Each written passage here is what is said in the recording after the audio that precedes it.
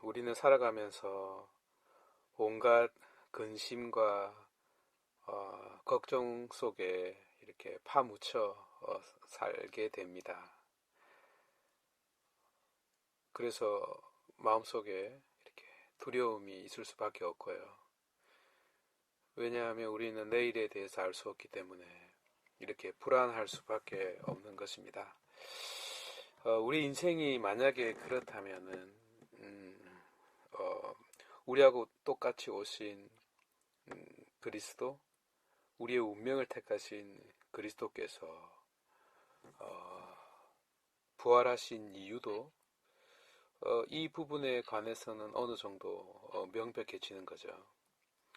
우리가 겪게 되는 많은 근심, 걱정, 그런 불안과 두려움에 반하여 이 부활 사건이 일어났다는 것이죠.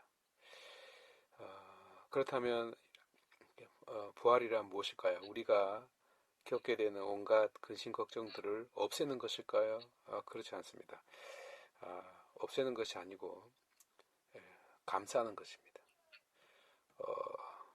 그런 어떤 불안 속에, 두려움 속에 떨고 있는 우리들에게 마치 폭풍우 치는 배 한가운데에 당신이 오셔서 나다라고 이렇게 위로해 주시는 그런 분. 그러니까 적어도 부활이 그런 측면, 우리와 똑같이 인간이 되시는 분이시라는 것이 전제 조건이라면 바로 우리 인생의 문제를 외면하지 않고 바로 그 문제를 해결해주는 어떤 사건이어야 되는 것이죠. 그래서 어쨌든 바로 그런 우리를 그렇게 껴안아준다 그래야 될까요? 위로한다 그래야 될까요? 꼭 감싸주는, 마치 어머니가 아이를 꼭 껴안는 것처럼 바로 그것이 어떤 부활의 목적이기도 할 겁니다. 오늘 복음은 이제 곧 제자들과 헤어져야 되고 또 당신이 멀리 이렇게 떠나야 되는 그런 어떤 장면에서 하나의 어떤 작별 인사를 해야 되는 순간이죠. 지금 우리가 부활이지만 참 이게 전례를 누가 이렇게 텍스트를 선정했는지 모르지만 기가 막히게 선정을 잘했어요. 모든 텍스트를 기가 막히게 딱딱딱 맞아떨어지게. 우리는 지금 그 부활의 그 시기를 보내고 있지만 아이러니도 거꾸로 다시 되돌아가서 이별의 그 순간으로 다시 돌아가고 있습니다. 그래서 예수님께서 제자들을 위로하는 장면입니다. 마음이 산란해지는 일이 없도록 하라고, 그리고 하느님을 믿고 또 당신을 믿으라고 말씀하십니다. 게다가 아버지의 집에는 이렇게 거처할 곳이 많다는 거죠. 방이 많다는 겁니다. 그래서 거기 간다는 겁니다. 그래서 자리를 마련하러 이렇게 간다는 겁니다. 마련하고 나면 내가 다시 와서 너희들도 같이 있게 하겠다 라는 아주 참 작별 인사 치고는 아주 기분 좋은 이런 인사입니다. 집을 마련해 준다 그러니까 얼마나 좋습니까? 이 말의 요지는 이렇습니다. 당신이 하느님이라는 겁니다. 우리가 자꾸 삼위일체 자꾸 좀 헷갈리는데 그리스도가 하느님이다 이렇게 말할 때 우리가 좀 말하면 본성상 하느님이라는 말이에요. 어쨌든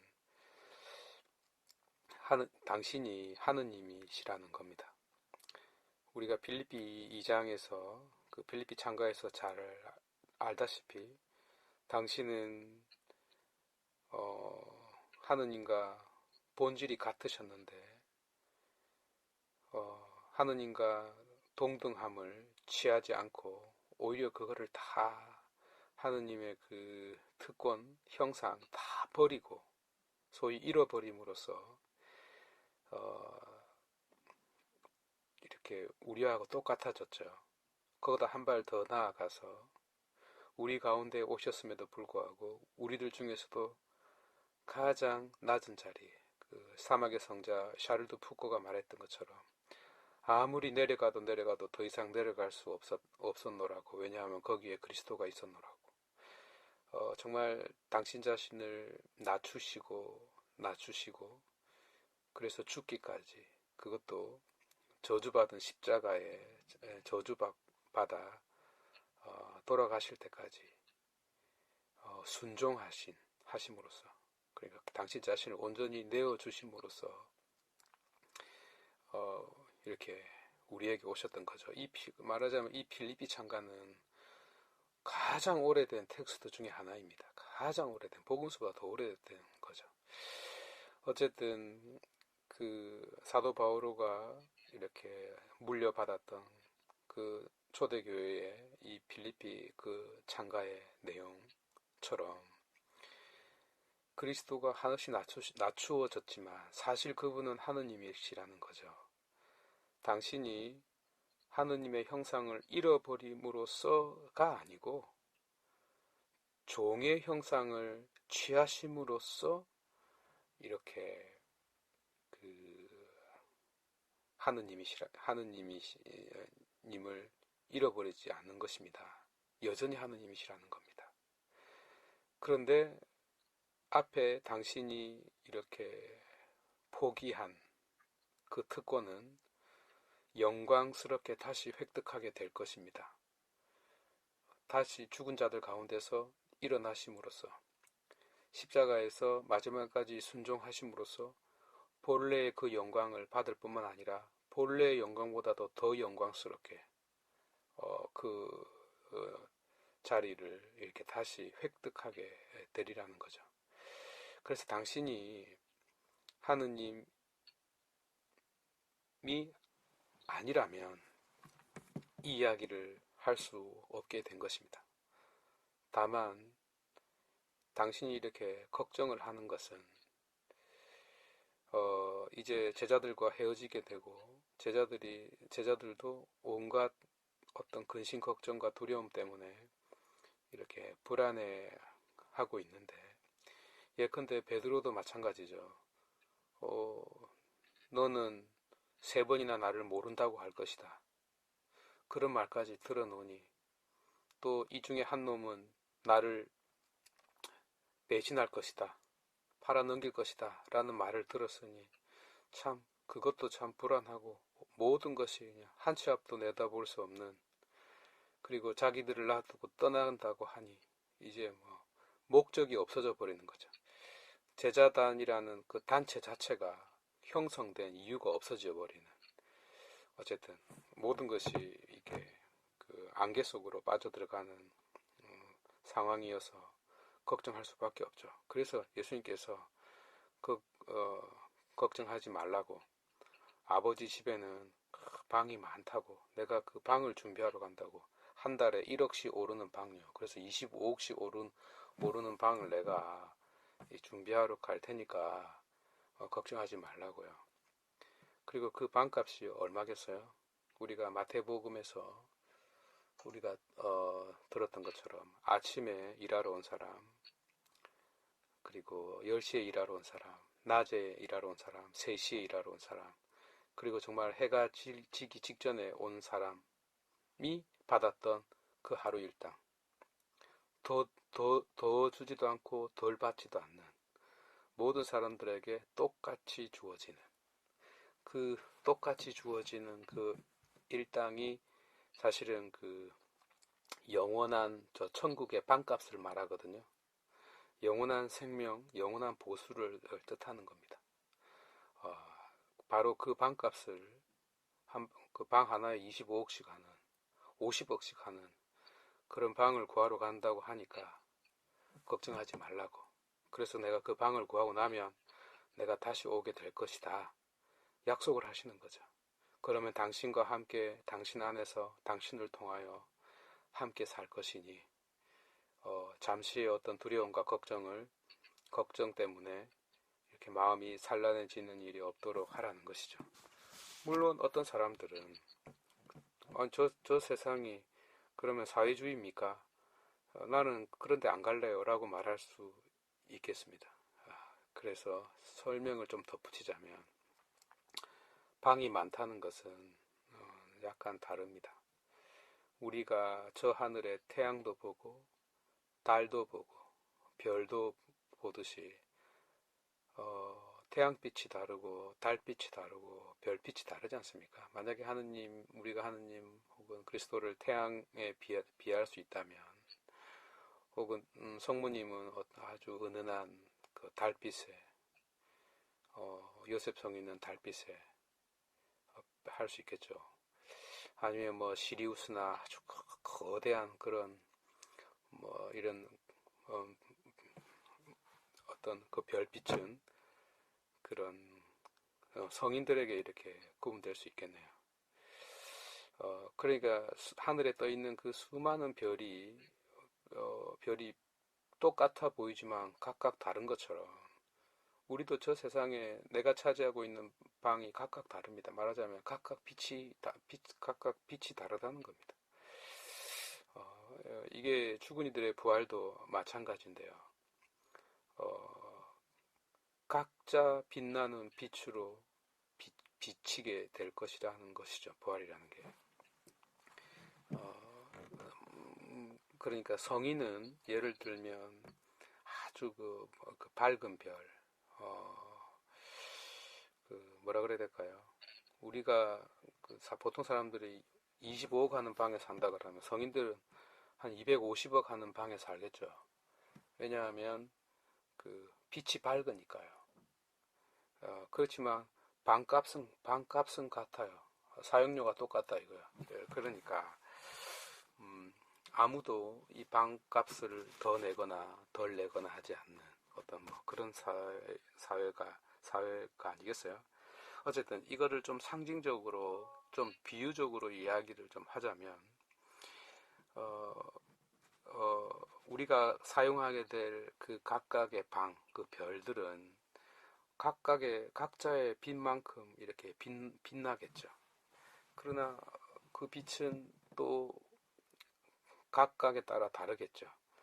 그러나 이 다름은 그리스도라는 어떤 빛 안에서 다 이렇게 연결되어 있기 때문에, 제가 기독교 신앙의 핵심이 뭐라 그랬습니까? 결합. 그 하늘의 그 수많은 빛이 하나의 빛이란 빛 자체와 연결되어 있기 때문에, 그러나 각각의 빛이 다른 것처럼 그 빛이 고유하면서도 서로 연결되어 있기 때문에, 다시 말해서 각자의 빛만큼 이렇게 사랑 속에 이렇게 살게 될 거라는 거죠. 내가 가지고 있는 것만큼 사랑하게 되고, 동시에 내가 가지고 있지 않는 것만큼 너를 바라보고 관계를 맺게 될 것입니다. 그래서 우리가 언젠가 우리에게 마련된 저 방을 차지하게 된다면 하나의 거대한 도시라 그럴까요? 같은 한 도시에서 각각의 각각의 방을 사용하겠죠. 그리고 그 방에서 각각 아주 아름다운 빛이 이렇게 쏟아져 나올 것입니다. 우리는 우리 자신만큼, 그리고 그리스도와 연결되어 있음으로 인하여 그 빛을 소유하고 그 빛을 빛내고, 또 너의 빛을 바라보고 너의 빛과 서로 상호작용을 하면서 더욱더 저 밤하늘에서 아름답게 빛날 것입니다. 그런데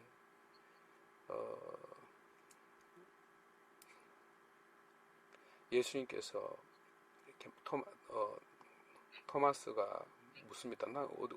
예수님이 내가 어디로 가는지 안다 그러니까 토마스가 자기는 주님이 어디 가는지 모른다고 하지 않아요?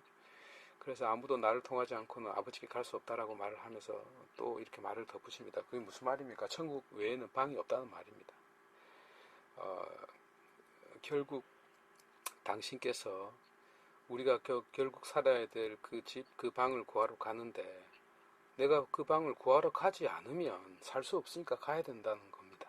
그래서 다시 오겠다고 약속을 하니까 이 말을 믿고 또 믿으라는 것이죠. 그러면 우리가 또 질문할 수 있습니다. 그럼 안 떠나면 안 되느냐? 안 떠나면 방을 구할 방법이 없습니다. 왜 그렇습니까? 우리가 어떤 집을 사고 방을 살려고 하면 내가 예를 들어서 빚쟁인데 내가 빚이 있는 상태에서 어떻게 그 새 집을 사요? 그러니까 우리가 다 지금 다 거지잖아요. 에?